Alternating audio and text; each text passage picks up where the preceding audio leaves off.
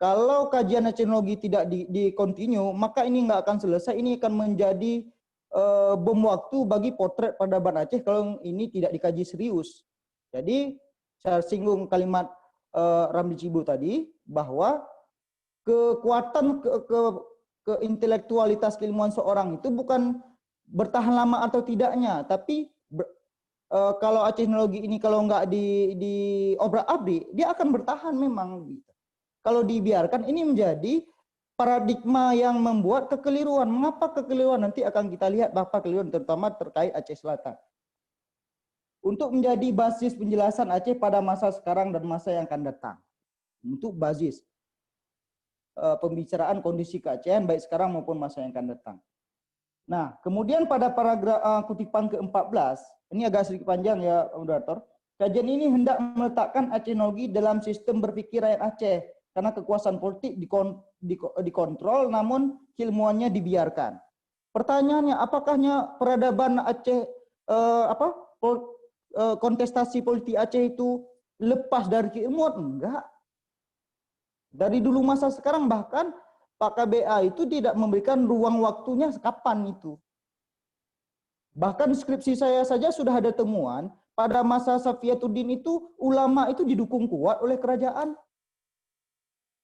Nah, pada masa pembentukan Parlok, pakar-pakar politik ilmuwan juga nyemplung di dalam kontestasi politik, nggak dibiarkan begitu. Nah, ini yang perlu kita persoalkan.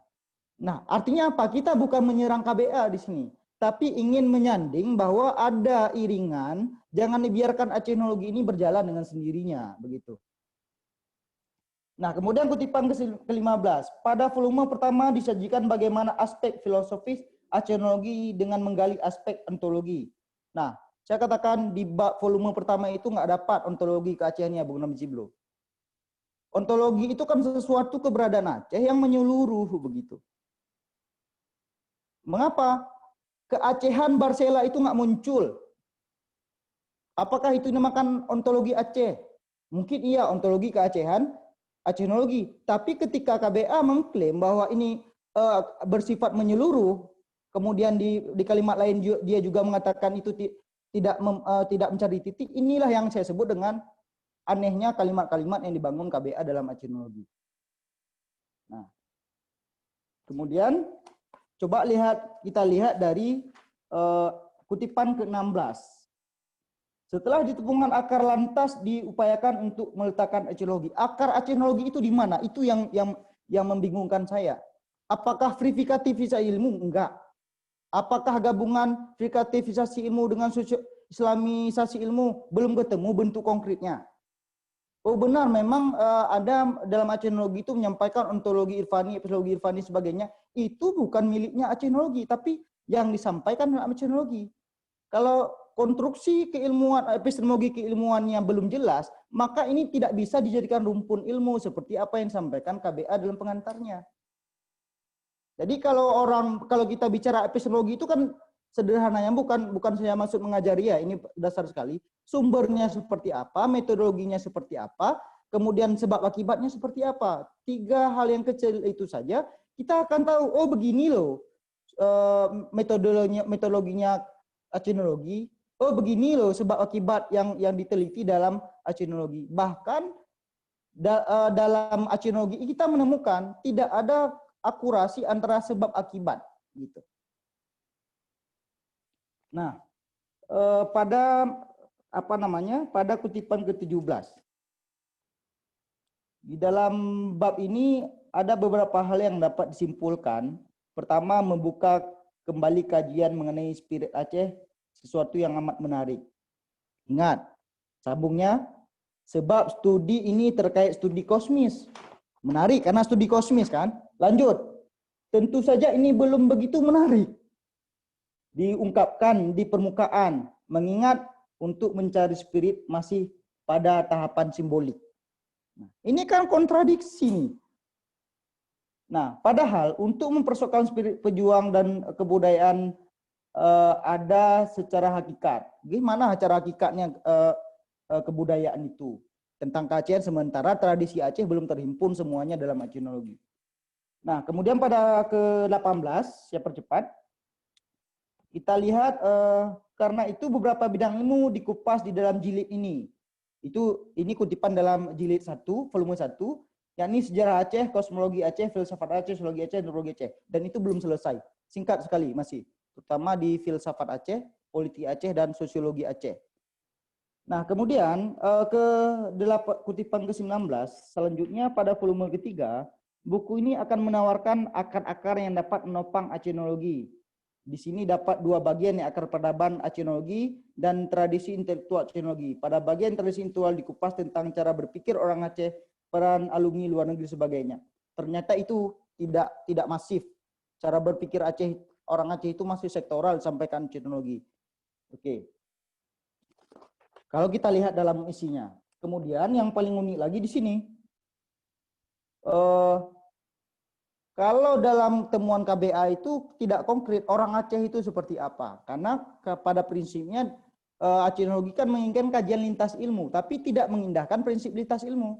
Misalnya kalau dalam perspektif hukum yang disebut orang Aceh itu sudah berKTP di Aceh, tinggal di Aceh itu orang Aceh. Nah, kalau dia di luar negeri itu bagaimana dia itu? Perspektif antropologi mungkin iya. Nah, bagaimana KBA itu balance dia dalam prinsip lintas disiplin ilmu itu.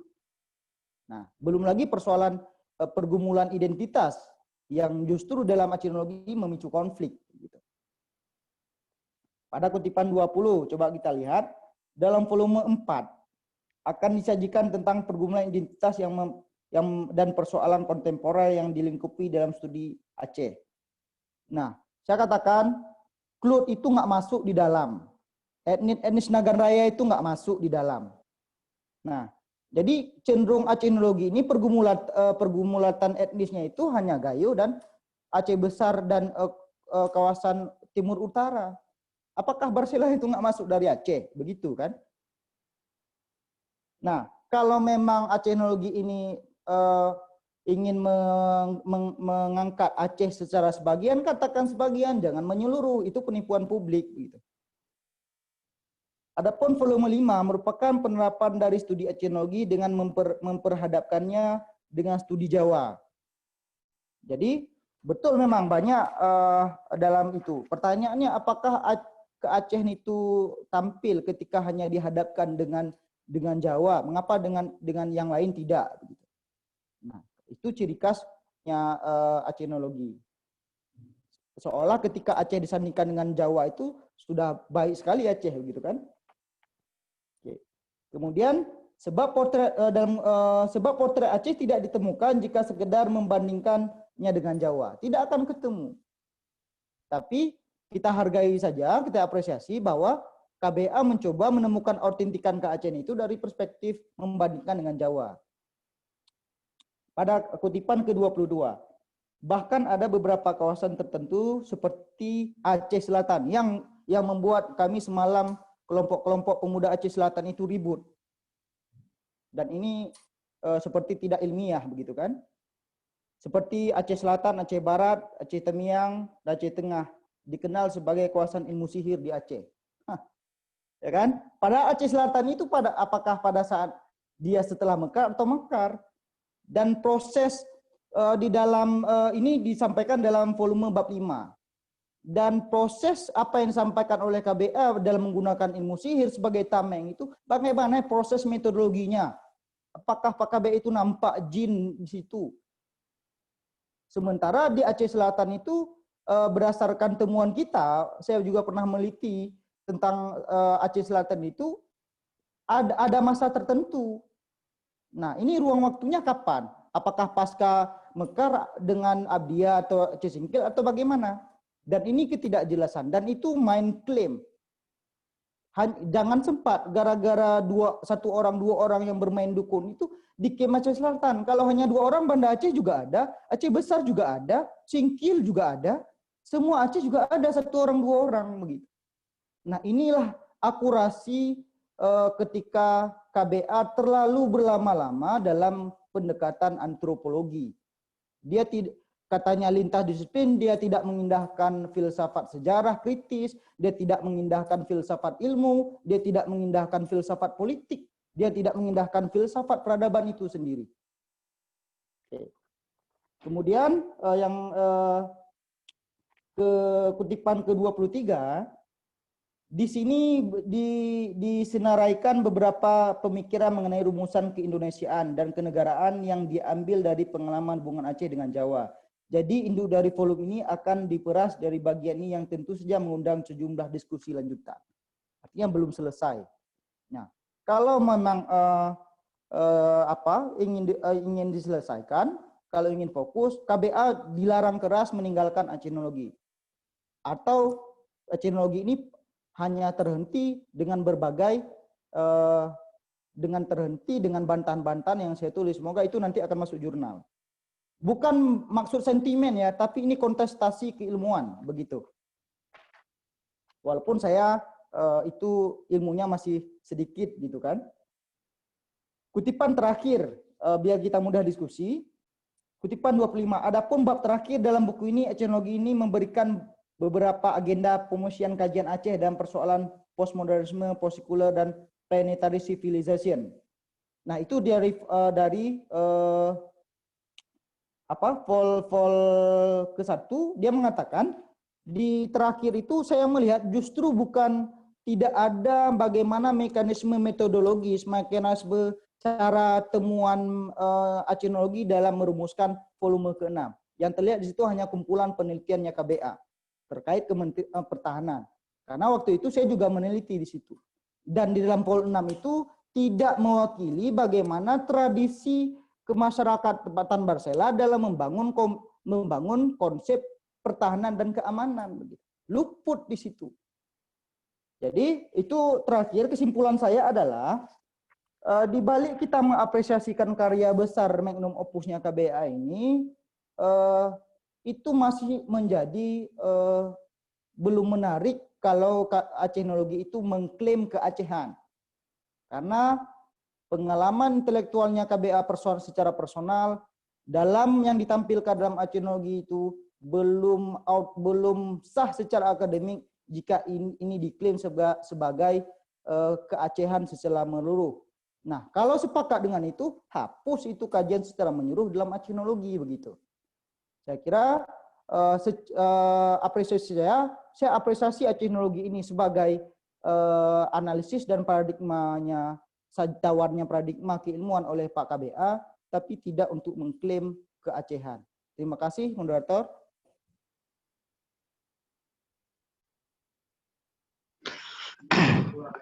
Terima kasih Pak Zulfata. Ini sebenarnya host ini Pak Miswari Usman Bantaleman. Tapi tiba-tiba kok saya jadi host? Ini saya bingung juga ini.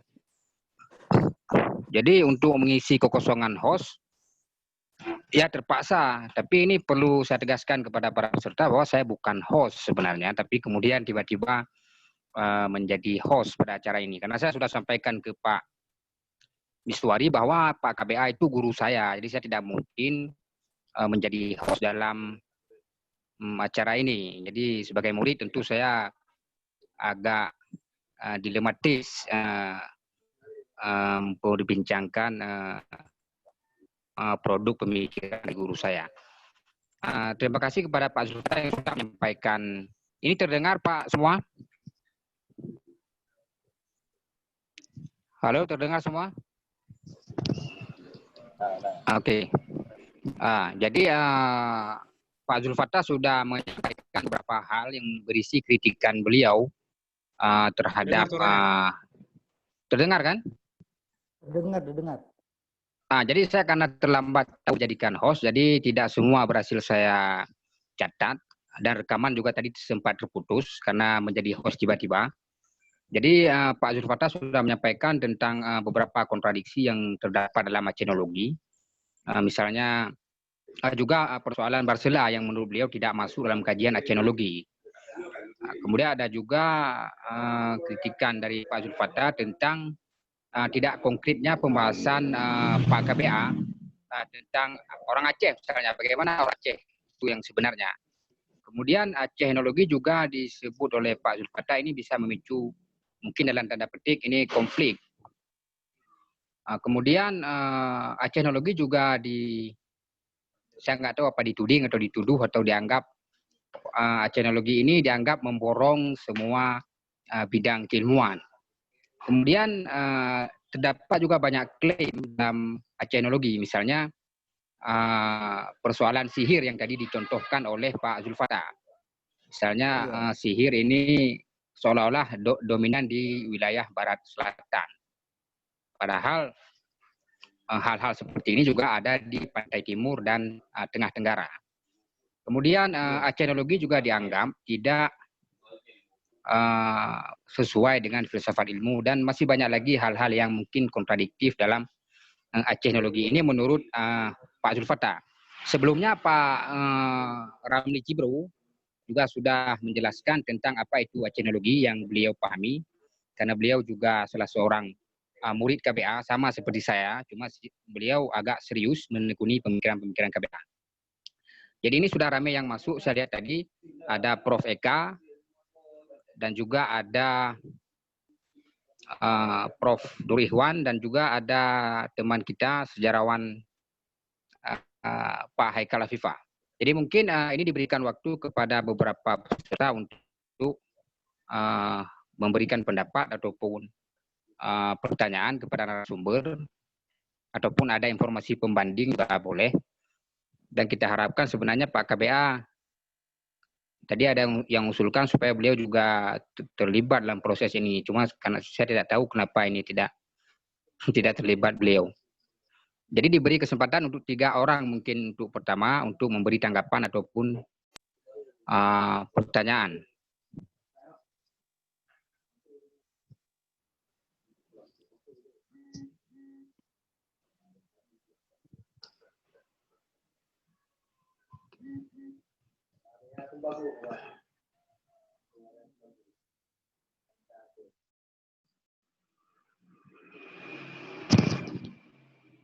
Halo, silakan siapa yang ingin beri tanggapan atau pertanyaan?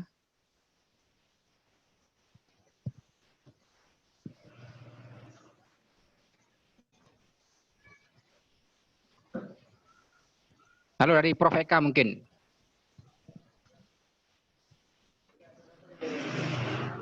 Assalamualaikum. Ya. Ya, kedengaran ya? Ya, terdengar. Ya, Assalamualaikum warahmatullahi wabarakatuh. Saya sebenarnya agak terlambat juga bergabung, jadi tidak mendengar secara keseluruhan ya, terutama sekali presentasi yang pertama dan hanya bahagian terakhir dari presentasi Zulfata. Tapi tadi saya pikir sangat penting juga untuk menghadirkan Pak KBA ya di sini, sehingga kontestasi pemikirannya itu memang bisa dibincangkan secara lebih dinamis. Saya pikir itu yang ingin saya sampaikan. Tetapi untuk poin-poin yang dibincangkan tadi, karena saya memang terlambat bergabung, saya sepertinya harus mengunyah-ngunyah dulu ini supaya betul-betul bisa tune in dengan apa yang sedang dibahas. Itu saja dulu Pak Moderator ya. Nanti insya Allah kalau ada hal-hal lain saya akan coba jamin ke dalam diskusi. Terima kasih. Ya, terima kasih Prof. Eka sudah memberi tanggapan. Ini ada Zulfikar Pohan mungkin yang ingin memberi tanggapan. Silakan Pak Zulfikar.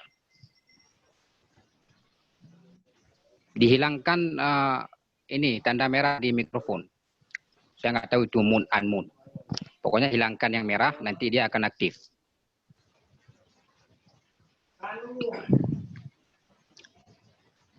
Halo Pak Zulfikar. Atau mungkin Prof. Nur Ikhwan dulu. Ya, halo. Sambil menunggu. Ya, halo. Kok masuk, kenapa kita nggak langsung seminar? Halo. Ya, silakan. Ini saya sedikit susah karena multitasking. Jadi menurut saya ada beberapa bahasan yang sebenarnya luput, yaitu bahasan mengenai bahasan mengenai worldview apa sebenarnya yang ditawarkan oleh KBA. Sepanjang yang saya ketahui, Acenologi itu bukan kumpulan buku dari timeline Twitter sehingga bisa dikritisi melalui kutipan-kutipan. Itu seperti Bang Ramli tadi mengatakan, itu menawarkan worldview. Jadi worldview apa yang ditawarkan oleh Acenologi di sini, saya suka membandingkan Acenologi ini dengan Japanese Studies atau Javanologi yang oleh Bugert misalnya. Fokus kajiannya itu dalam kajian filologi, etnografi, dan lokalitas. Di sini KBA dan Bugert atau Karl Asser kita ambil sebagai antropologi secara langsung mempunyai gaya yang seragam tapi tidak mirip, yaitu penolakan terhadap konsep universalisme.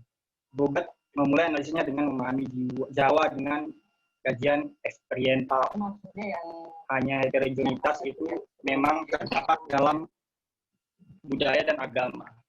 Namun lingkup epistemologinya berada dalam satu jalur dengan Asad, bahwa di sini masih berbicara studi Islam Jawa. Asad mengomentari GERS yang merupakan produk yang tercipta dari sistem sosial politik, sesuatu yang partikular yang ia sebut dengan pendekatan antropologi diskursif. Kemudian KBA saya lihat mempunyai gaya yang sama dengan Bugert dan Asad, yaitu menolak generalisasi dengan cara menempuh penalaran epistemologi yang beda dalam memahami sejarah agama dan budaya, tapi dari jalur dan esensial, tapi terjebak kembali ke dalam jalur esensialisme. Jadi Acenologi itu seperti berkubang dalam esensialisme. Ya, ini nggak dibahas oleh narasumber. Kemudian konsekuensi dari esensialisme ini adalah KBA menyajikan Aceh dalam Acenologi berasal dari sumber data teks, entah itu kitab kuning, pesantren, pengalaman, yang itu dia sebut sejarah gam, dan ritual yang dia sering kaitkan itu dengan agama seperti sejuk, kenduri, dan lain-lain.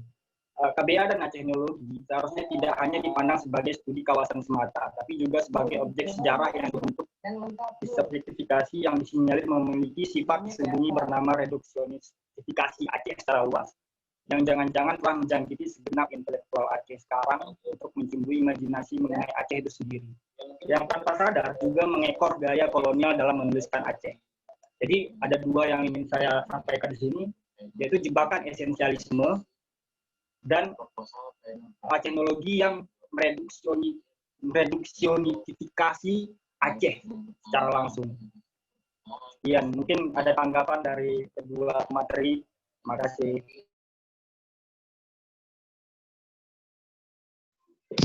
Terima kasih kepada Pak Zulfikar yang sudah menyampaikan tanggapannya.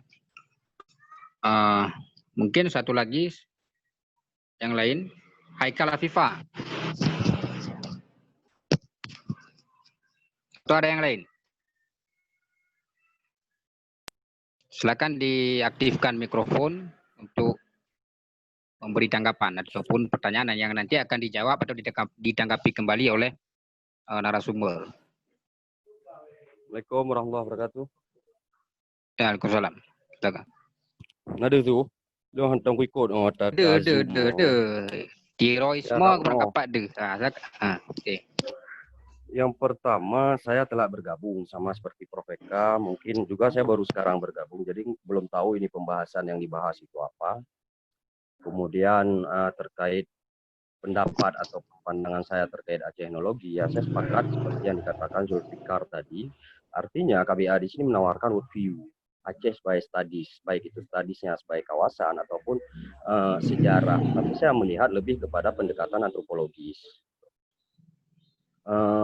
Ya, kalau menurut saya bicara Acenologi itu ya sangat menarik apa yang sudah diketengahkan sama KBA. Artinya worldview yang ditawarkan oleh KBA itu pendekatan yang dia tawarkan itu pendekatan antropologis dilihat dalam perspektif Islam dan sejarah gitu. Jadi saya pikir tidak ada yang kalau harus misalnya dikombin ataupun dilihat dengan perspektif antropologi barat misalnya ataupun worldview barat misalnya. Ya, saya tidak melihat itu di dalam buku atau narasi yang dituliskan oleh KBA dalam Acenologi itu. Karena menurut saya SNOP sendiri juga melakukan pendekatan yang sama antropologis dalam The Aceh Herd-nya, tetapi justru perspektif yang ditengahkan oleh SNOP itu sendiri adalah Western ya, artinya perspektif Barat yang diinterpretasi oleh SNOP dengan interpretasi Barat. Nah, di sini KBA mencoba keluar dari pandangan-pandangan seperti itu, dan itu menarik saya pikir. Demikian dari saya, karena saya memang belum mendengar pemaparan dari pemateri, dan saya juga melihat begini ya, mestinya juga tidak sebatas 1-2 orang untuk membahas tentang Acehnologi secara epistemologis gitu. Karena kalau saya lihat Zulfattah sendiri juga sepertinya ya, kalau dia berbicara secara epistemologis terkait Acehnologi, mungkin beliau sendiri juga nggak paham epistema itu apa, kemudian yang ditengahkan oleh KBA itu sendiri apa, sehingga ya menurut saya mungkin ada narasumber-narasumber pembanding yang lebih expert untuk membicarakan Aceh sebagai studies. Itu menurut saya ya. Kembali ke host. Makasih. Terima kasih Pak Haikal. Padahal kita berharap Pak Haikal bisa menjawab ataupun mendiskusikan kembali hal-hal yang disampaikan oleh Pak Zulfattah tadi. Cuma mungkin karena terlambat bergabung. Jadi sudah 3 orang ini. Cuma dari Prof. Eka tadi tidak ada tanggapan dan juga pertanyaan karena beliau telat bergabung. Atau mungkin bisa kita beri kesempatan 1 orang lagi. Biar sekaligus nanti ditanggapi oleh Pak narasumber. Jadi narasumber harap dicatat ini ya. Saya tidak punya perangkat mencatat karena tiba-tiba menjadi host. Ya sebatas yang saya ingat. Mungkin ada 1 orang lagi diberi kesempatan untuk memberi tanggapan ataupun pertanyaan. Tes. Ya, silakan. Terima kasih host yang sudah berganti. Ya. Menarik sekali diskusi siang hari ini. Sebelumnya sudah banyak guru-guru, dosen-dosen di sini, guru-guru saya. Saya ingin melihat pembanding pada hari ini. Kebetulan saya melihat itu sudah memaparkan dengan sangat baik ya. Memang Bang Ramli Cibru sendiri dulu saya sempat hadir waktu rekonstruksi pemikiran KBA. Waktu itu ada Bang Ramli dengan Bang Afan Ramli. Ini muncul lagi Bang Zulfattah.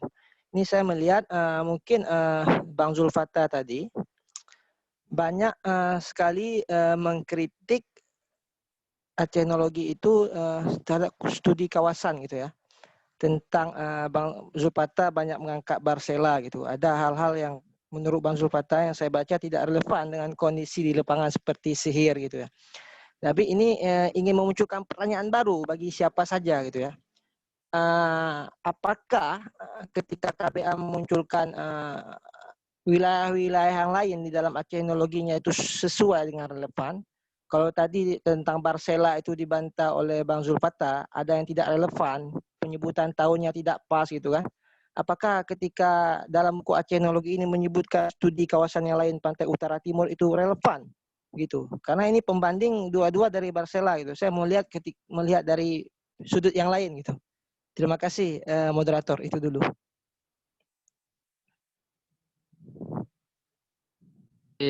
Terima kasih kepada Pak Ridho. Jadi mungkin langsung saja ini ditanggapi oleh 2 narasumber kita, Pak Ramli Cibru dan Pak Zulfattah. Jadi mungkin waktunya 1 menit atau 2 menit karena waktu kita ini hampir meninggalkan kita juga. Mungkin siapa yang pertama, Pak Ramli atau Pak Zulfattah? Apa pertanyaan ataupun tanggapan itu masih diingat? Karena saya tadi tiba-tiba menjadi host, jadi terkejut saya menjadi host tiba-tiba tanpa diberitahukan oleh host. Silakan Pak Ramli. Ya, terima kasih Saudara Khairul Miswar.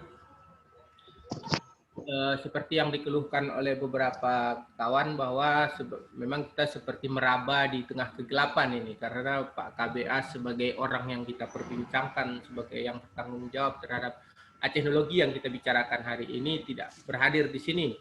Itu juga merupakan satu kelemahan. Kemudian persoalan sedikit persoalan otentik dan masalah keselesaian teknologi itu ya dari saudara Julfata tadi, itu memang belum sama sekali. Saya akui sebagai orang yang pernah membaca sedikit tentang teknologi itu bahwa memang hampir bukan tidak ada ya, hampir tidak ada sesuatu yang otentik dalam arti memang original. Tapi bagaimana kita mengatakan sesuatu itu otentik? Pada akhirnya memang tidak ada yang otentik. Semua itu memang KBA sendiri mengakuinya sebagai memungut serpihan-serpihan keilmuan, keacehan yang berserak, yang selama ini dikaji dalam satu wilayah yang lebih luas, kemudian dikerucutkan dalam teknologi. Ini perkataan saya ini agak membosankan. Kemudian persoalan selesai, jujur saya katakan bahwa teknologi itu masih perlu diuji terus-menerus.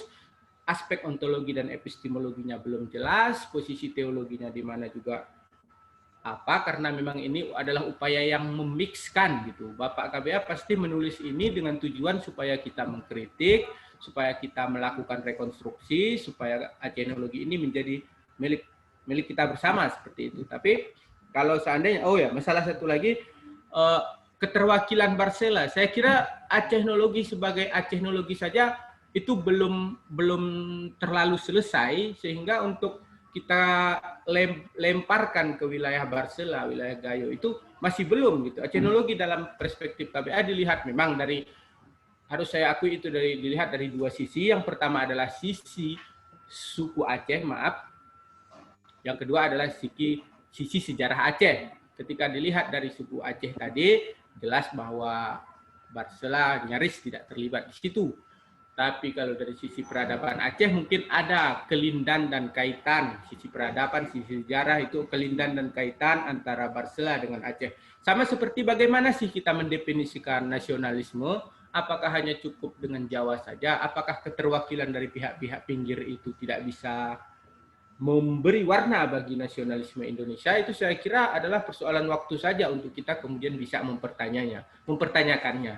Tapi yang terpenting di sini adalah bahwa teknologi itu seperti alternatif. Kita mengakui eksistensi dari mazhab-mazhab yang lain, mazhab keilmuan yang lain. Kita tahu di Banda ini banyak sekali mazhab. Tapi marilah gitu ya, kita melakukan kritik dengan teknologi tadi sehingga dia tidak menjadi berhala bagi dirinya sendiri, tapi dia terus diuji, dikontekstualisasikan, aspek-aspek aksiologinya menjadi jelas dan menjadi sesuatu yang bisa memberi warna bagi keilmuan kita. Karena apapun itu, setiap gagasan pasti memiliki pengaruh sedikit atau banyaknya bagi satu konstruksi keilmuan atau suasana akademik di suatu wilayah tertentu. Saya sendiri melihat bahwa teknologi kemudian memberi warna atau memberi dampak, semangatnya ya, bukan keilmuannya. Mungkin konstruksi keilmuannya masih harus kita harus kita kritisi lebih dalam lagi. Semangat atau nuansa dari teknologi ini telah memberi warna bagi perkembangan keilmuan baik di UIN maupun di UNSIA dan di beberapa kampus di Aceh lainnya. Itu saja yang mungkin saya ini. Kemudian masalah pendekatan antropologi dalam melihat Aceh, itu saya kira karena memang basic beliau adalah antropologi, kemudian Islamic Studies, itu konstruksi keilmuan yang dibangun memang dari metodologi antropologi tadi yang saya pahami seperti itu ya. Mungkin saya salah, saya minta maaf kepada Bapak KBA yang merupakan guru dan inspirasi bagi saya. Itu saja dari saya. Mungkin banyak yang tidak terjawab, tapi sudah cukup dulu bagi saya. Oke, saya kembalikan kepada host. Ini host yang sebenarnya sudah. Terima kasih Pak Ramli Jibro sudah memberi tanggapan. Ini host yang sebenarnya ini sudah kembali nampaknya ini. Tadi saya kan tiba-tiba dijadikan host dan ini Pak KBA juga sudah masuk. Saya lihat nih guru saya dan guru Pak Ramli juga.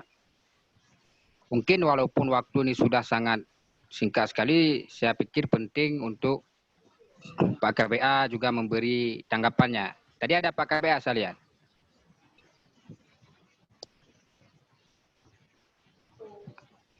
Halo?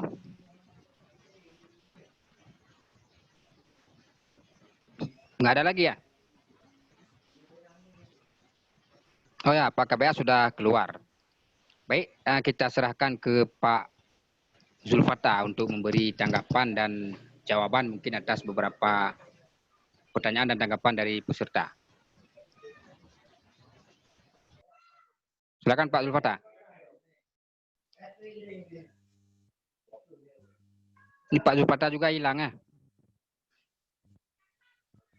Oke, menarik sekali pembahasannya, ada diskusi dan berbagai pandangan. Intinya kita ini tidak menolak Acehnologi. Kita jadikan tawaran-tawaran Acehnologi dari pemikiran Pak KBA ini sebagai batu lonjakan untuk pengembangan keilmuan. Jadi posisi untuk mengkritisi Acehnologi itu bukan berarti meniadakan atau sosok yang dihindari, bukan. Tapi ada pengembangan sebagai antitesis supaya narasi-narasi ke-Aceh yang belum terlihat, yang belum rapi, itu bisa diangkat di lain pandangan keilmuan. Nah, artinya apa? Tadi ada yang menyinggung mengapa tidak bisa dikurtek. Kalau kita membicarakan Acehnologi ini 6 jilid tidak pakai landasan teks, ini akan tidak sama frekuensinya. Jadi pada saat kita menyampaikan yang kawasan, orang responnya dari sisi antropologi. Pada saat kita merespon sisi politiknya, filsafatnya, orang merespon dari sisi antropologinya. Jadi untuk mempersamakan frekuensi itu, Adinda Pohan, kita landasi dengan teks. Begitu, itu metode interpretasi saja. Nah, kemudian terkait expert tidak expert saya tentang epistemologi seperti disampaikan Haikal Viva itu memang betul dalam pandangan Haikal Viva. Tapi siapakah yang paling expert epistemologi dunia ini, kita kan masih mempertanyakannya. Dia banyak mengomentari epistemologi, tapi tidak pernah sedikit pun menerbitkan tentang karya epistemologi, itu sangat memalukan. Oke, selanjutnya terkait Barcela, studi kawasan, itu tidak perlu dipertajam misal dalam ruang kontestasi pergumulan identitas. Tetapi saya katakan tadi, kalau memang Acehnologi ini sebagai tawara sudut pandang, sebagai pisau analisis tentang keacehan, ya kita apresiasi ini. Tapi tidak luput dari proses yang namanya ada butuh pandangan pendampingan. Jangan Acehnologi ini berjalan dengan sendiri. Tidak bisa Aceh ini menemukan keautentikan Aceh dengan Acehnologi sendiri. Dia harus dengan berbagai pandangan-pandangan dan temuan. Nah, kemudian apakah keautentikan itu tidak ada? Ada. Bahkan dengan keberadaan pandemi sekarang itu kita akan menemukan keautentikan Aceh pasca COVID-19 gitu. Jangan menyangka dengan metodologi yang ada, metode yang lama, kemudian langsung menggiring, memproyeksikan bahwa bagaimana keautentikan itu tidak ada. Nah, mari kita cari inovasi metodologi agar keautentikan dalam sebuah karya, keautentikan ke-Aceh itu memang dapat, termasuk dalam mendefinisikan orang Aceh. Nah, jadi mengapa kita di sini terkesan beda-beda merespon frekuensi argumentasi, karena apa yang disampaikan Acehnologi itu banyak. Dan kita akui memang tidak semuanya Acehnologi itu salah, banyak loh yang benar tentang siklus peran-peran sejarah masa ulama begitu. Jadi intinya kita menilai ulang Acehnologi itu, jangan Acehnologi itu terjebak dalam yang namanya klaim keacehan. Mengapa begitu? Karena kalau kita sandingkan antara kata pengantarnya KBA dengan isi yang disampaikan, itu harus kita relevankan begitu. Dan kita membicarakan Acenologi ini bukan untuk Pak KBA, tapi bagaimana merumuskan konsep keacehan itu yang lebih otentik, yang lebih baik, yang lebih berkembang, dan menyentuh sisi-sisi lainnya yang belum tersentuh dari Acenologi itu. Begitu pandangan saya, host. Yang anehnya begini, netizen itu seolah framing itu ketika mengkritik Acenologi itu anti Acenologi. Itu bukan seperti itu yang semestinya framing yang dibangun. Kita ini berkontestasi untuk membuka penalaran-penalaran yang lain tentang keacehan. Begitu, saya kembalikan. Terima kasih Pak Zulfata. Ini karena host yang asli sudah hadir, ini saya kembalikan juga kepada host yang asli, Pak Miswari Usman Bantaleman. Jadi sebelumnya saya juga minta maaf, karena sebelumnya saya sudah sampaikan bahwa saya tidak mungkin menjadi host karena KBA ini guru saya, tapi mungkin keadaan darurat, ya terpaksa. Jadi saya kembalikan kepada host yang sebenarnya, host yang hakiki, Pak Miswari Usman Bantaleman.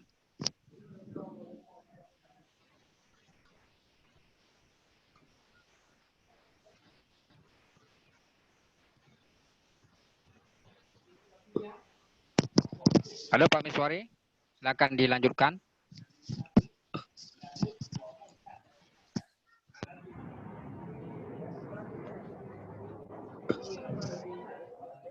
Pak Miswari Usman Bantaleman. Halo? Nah, oke, ya. Ya, suara saya sudah didengar ya? Sudah. Sudah ya? Baiklah. Saya mohon maaf tadi soalnya ada kendala teknis yaitu keterputusan jaringan. Soalnya saya tadi sedang di perbatasan Indonesia dan Australia.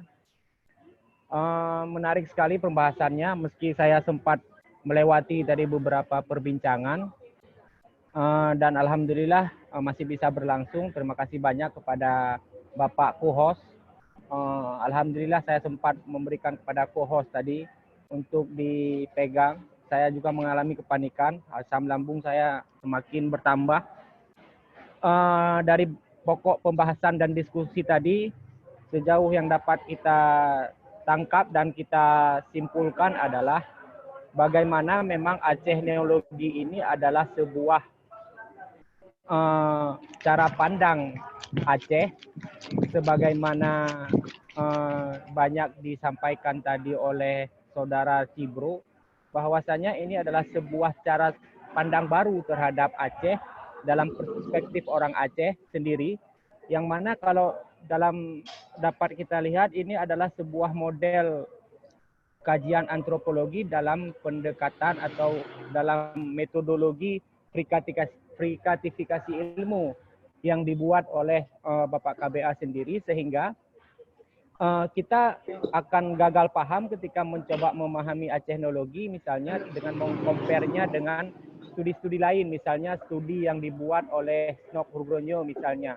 Kalau Snok kan itu adalah orang yang mengkaji antropologi, sebagaimana dikatakan oleh Cibro tadi, yang membedakan antara subjek yang mengetahui dengan objek yang diketahui. Tetapi bagaimana KBA di sini memberikan alternatif, yaitu bagaimana saya sebagai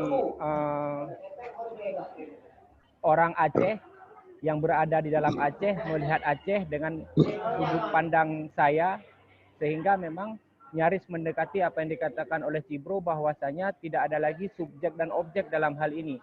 Tetapi sang penulis sendiri hidup di dalam Aceh, mengalami Aceh, sehingga dia menulis dalam perspektif itu.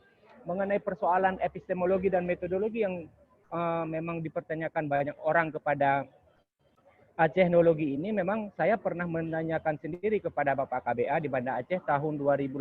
Saya tanya, ini epistemologinya mana? Saya tanya, kenapa hanya dikasih kepada para pembaca hasil dari kajiannya, yaitu 6 jilid Acenologi itu sendiri. Tetapi bagaimana prosedur atau mekanisme meneliti Aceh sebagai orang Aceh atau sebagai dengan cara frikatifikasi ilmu itu tadi, kita hidup di dalam Aceh lalu menulis Aceh, kita berada dalam dirinya sehingga kita tidak bisa menentukan lagi antara subjek dan objek.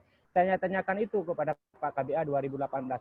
Dan pada pertemuan beliau pada 2019, beliau mengatakan sedang dipersiapkan sebuah studi epistemologi khusus bagaimana orang lain juga dapat mengkaji Aceh sebagaimana dibuat oleh Bapak KBA sendiri. Itu janji beliau di 2019, mungkin 2010, tapi belum kita lihat akan ada ancang-ancang untuk menerbitkan itu, atau mungkin sudah selesai atau bagaimana, itu bisa kita tanyakan langsung kepada Bapak KBA nantinya. Sebagaimana dikatakan juga oleh Ramli Cibro bahwasanya walaupun itu adalah kita bisa katakan fokusnya frikatifikasi, saya hidup dalam Aceh lalu menulis tentang Aceh, namun memang tidak bisa dihindari sebagaimana banyak di bagian dalam Acehnologi dikatakan bahwasanya ilmu ini ditopang oleh banyak ilmuwan yang lain, dan itu adalah biasa dalam sebuah studi keilmuan. Tidak ada ilmu yang tiba-tiba hadir sendiri, langsung dia itu berbicara dengan dirinya sendiri. Tetapi sebagaimana dikatakan Newton, kita berdiri di bahu raksasa. Dari situlah kita membangun sebuah pendekatan keilmuan atau membangun sebuah disiplin keilmuan mungkin dengan cara tetap berdiri di bahu raksasa itu tadi. Jadi khasanah keilmuan yang lama itu tidak mungkin kita abaikan begitu saja. Selanjutnya yang dapat kita resume dari hal ini adalah bagaimana orang Aceh sendiri melihat Aceh itu perlu kita pelajari dari Pak KBA nantinya supaya beliau dapat mengeluarkan sebuah buku yang secara epistemologis dapat membantu kita memahami bagaimana sebenarnya epistemologi yang pernah digunakan oleh Pak KBA dalam Acehnologi. Selanjutnya yang banyak dipersoalkan oleh kita adalah bagaimana filsafat Aceh itu sendiri. Mengenai hal ini saya tidak bisa menanggapi terlalu banyak. Kita mungkin ketika berbicara filsafat terlalu berekspektasi kepada filsafat yang dibuat oleh Aristoteles. Dalam hal ini saya ingin mengajak kita meninjau pada tulisan yang dibuat oleh Pak Humaydi, Dr. Humaydi, alumni UIN Jakarta, yang menulis tentang bagaimana filsafat di Indonesia itu sebenarnya secara historis maupun kontekstual. Filsafat di Indonesia itu yang lebih menonjol adalah filsafat neoplatonisnya, kata beliau. Sehingga ide-ide dalam perspektif paradigma neoplatonis itu yang hidup di Indonesia. Misalnya seperti yang diajarkan oleh Syekh Burhanpuri, yang dikaji lagi oleh Ibrahim Qurani, yang diajarkan oleh Hamzah Fansuri, yang mana Hamzah Fansuri mengambil inspirasi yang banyak dari Ibnu Arabi, yang mana Ibnu Arabi itu adalah sangat neoplatonik orangnya. Jadi perspektif filsafat itulah yang sangat banyak mempengaruhi filsafatan di Indonesia, karena Aristotelian itu kurang di kita, karena Aristotelian banyak dipakai itu untuk kajian-kajian usul fiqh atau kajian-kajian fikih. Tetapi kajian-kajian kefilsafatannya lebih banyak mengambil daripada neoplatonik. Nah, karena kajian ini neoplatonik, sehingga dia itu dapat berelasi dengan bagaimana Suhrawardi memunculkan sebuah alternatif yang mana ini direspon oleh KBA. Kalau saya lihat bagaimana frikatifikasi ilmu ini dilahirkan, ini hampir sama seperti yang dikatakan oleh Suhrawardi, adalah karena berangkat dari problem masalah definisi. Definisi ini bermasalah karena memang, kata Suhrawardi, kalau kita ingin menjelaskan sesuatu kepada orang hanya dengan cara mendefinisikan, yaitu menemukan genus terdekat dan seterusnya, sebagaimana sistem ta'rif dalam ilmu mantik, ini tidak bisa menghantarkan kita bagaimana memahami ilmu sebagaimana sebenarnya dia. Ilmu bima huwa itu akan bermasalah bagi kita, akan terlalu terlimitasi bila kita mengedepankan definisi, meskipun banyak orang menuntut definisi. Alternatifnya apa? Alternatifnya adalah kita melihat langsung. Melihat langsung inilah kita mengalami, menghidupi hidup di dalam. Saya kira perspektif inilah yang dipakai oleh KBA dalam menyelesaikan persoalan definisi ini tadi. Walaupun seperti dikatakan oleh Pak Zulfikar Pohan, kita bisa terjebak dalam esensialisme. Itu betul memang, karena perspektif esensialisme itu yang awalnya menawarkan esensialisme dalam perspektif Suhrawardian tentunya, yang menawarkan alternatif bagi problem definisi. Sehingga kita selalu berputar pada persoalan Aceh ini apa sebenarnya. Nah, itu persoalannya. Di dalam filsafat juga definisi itu tidak bisa terlalu diveto oleh orang. karena setiap filosof itu punya definisinya sendiri terhadap segala sesuatu. Nah, untuk mengatasi itulah saya kira kita perlu hidup di dalam objek pengetahuan kita menyatu dengan objek pengetahuan, sehingga tidak ada lagi subjek dan objek. Selanjutnya yang bisa diresume dari ini adalah ketika dikatakan banyak orang Aceh sebagaimana kutipan di dalam pernyataan Zulfata tadi, memang persoalannya adalah mempertanyakan siapakah orang Aceh ini tadi. Banyak pihak dari Aceh itu kurang dilibatkan. Itu memang suatu masukan yang memang perlu kita tanggapi bersama. Tetapi kontribusi kita kiranya kalau dalam ingin mengembangkan suatu keilmuan, kita bisa mengkaji ini untuk memperluasnya. Karena memang banyak aspek yang tidak tercakupi di dalam Acehnologi ini. Misalnya kurang terlibatannya pantai selatan dalam membentuk suatu budaya, padahal kontribusinya sangat besar, khususnya misalnya dalam pertahanan. Seharusnya pertahanan di pantai selatan Aceh itu bisa menjadi rujukan, karena mereka sudah terbukti bisa menumpas atau menyingkirkan tentara Amerika di pantai selatan. Itu kan masih kurang terperhatikan oleh kita. Kemudian mengenai Islamisasi itu sendiri, apakah dia ada dalam Acehnologi? Saya kira KBA punya metodenya sendiri dalam memahami Islamisasi ilmu. Tapi saya curiga prinsip Islamisasi ini ditarik ke al-atas, lalu dari al-atasnya itu ditarik ke dalam perspektif cara pandang Hamzah Pansuri. Ini bagaimana sang KBA itu sendiri memformulasikannya, ini masih perlu kita dalami lagi dan kita tunggu buku yang dijanjikan oleh Pak KBA itu sendiri. Kemudian terakhir yang bisa kita simpulkan dari diskusi ini adalah kita harus paham bagaimana bahwasanya